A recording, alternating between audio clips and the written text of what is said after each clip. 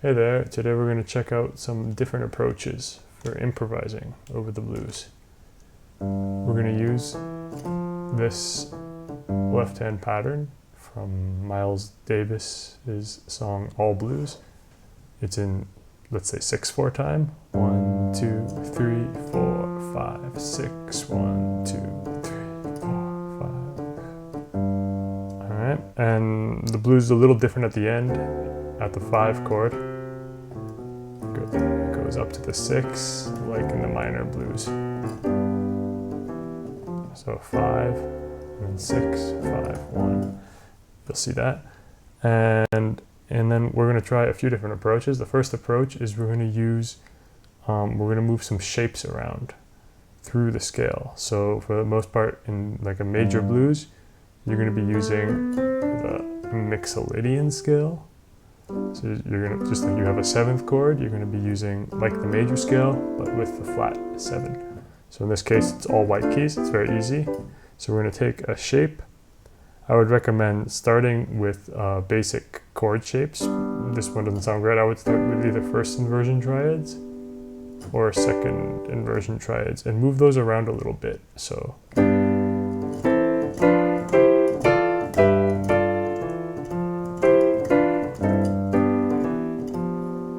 second, and now see what happened. I made sure that I switched to B flat because I'm in now C Mixolydian as I move to the C chord. And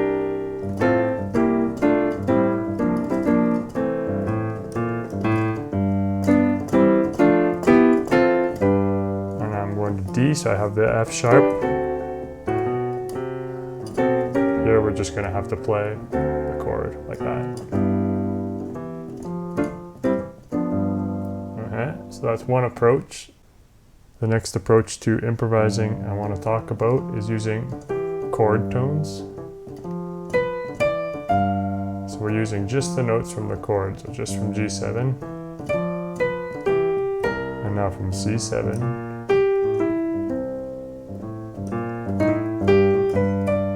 G7, and then D7.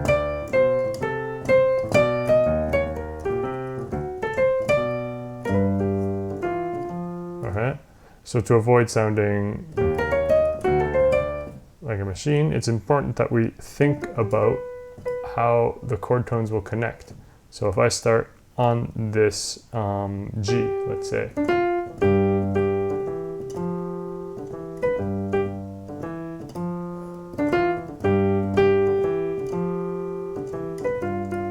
now this F, where is this F going to go? Down to the E.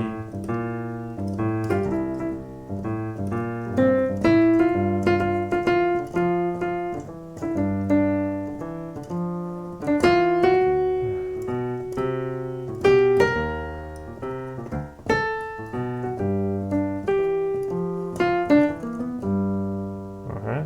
So just thinking about which chord tone I'm going to play over which chord is very important for being able to connect those chord tones and make them sound like a melody instead of just arpeggiations of chords and an exercise. All right. Once you have chord tones under your belt, you can start to experiment with embellishing those chord tones with some passing notes, some neighbor tones, all these sorts of things from classical music. So the one thing you could do is passing tones.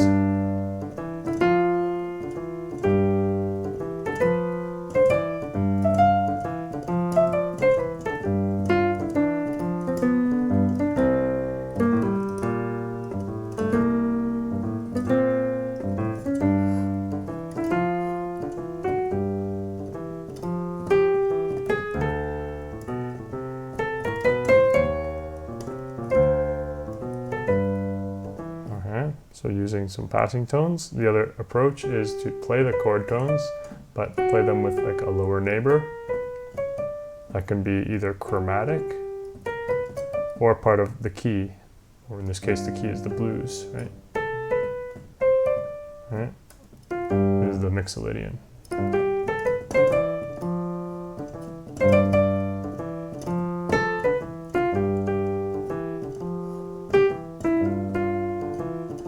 chromatic.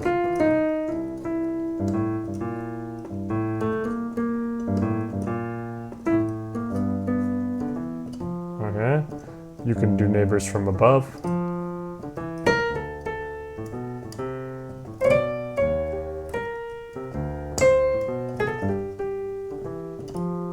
Okay. And you can do above and below.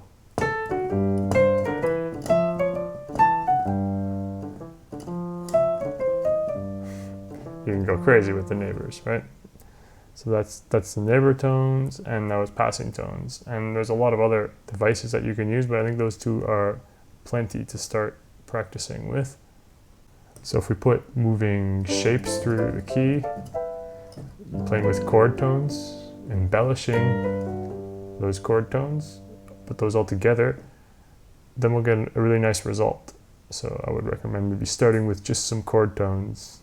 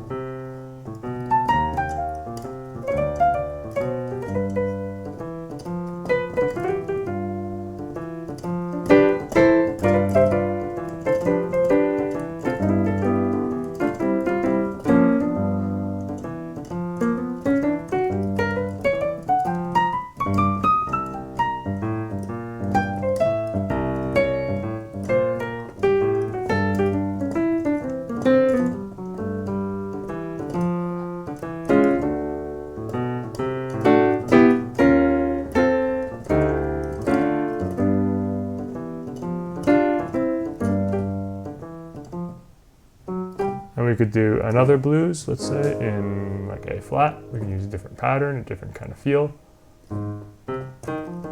We do something like that. A quick change if we want. And we can do a 5-4-1 at the end. All right.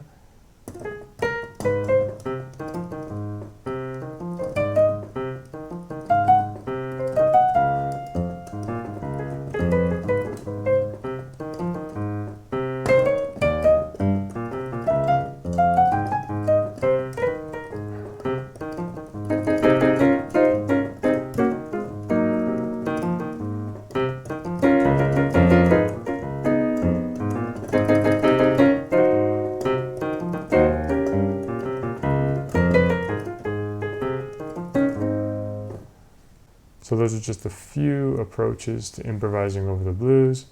There are lots of different ways to approach improvising. We've already talked about using licks, using blues scales. So these are just two more ideas, and they're very general. And the only way to start understanding them is to actually work with them. Try them in a few different keys, a few different settings. If you play in a band, try them in a band. All right, so have some fun with that.